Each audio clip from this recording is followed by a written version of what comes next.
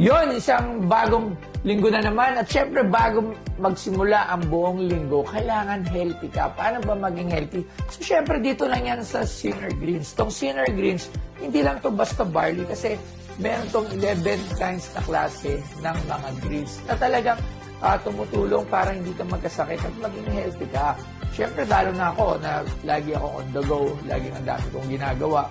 At lagi ako saan akong pumupunta, sobrang pagod at stress. Ito yung isang bagay na nakakatulong sa akin. So, mimix ko lang siya. At ito rin ang iniinom ko para syempre hindi nga ako magkasakit dahil malakas ang immune system nito ng Sinner Greens. Kaya tandaan, health is wealth. That's why I drink Sinner Green juice every day.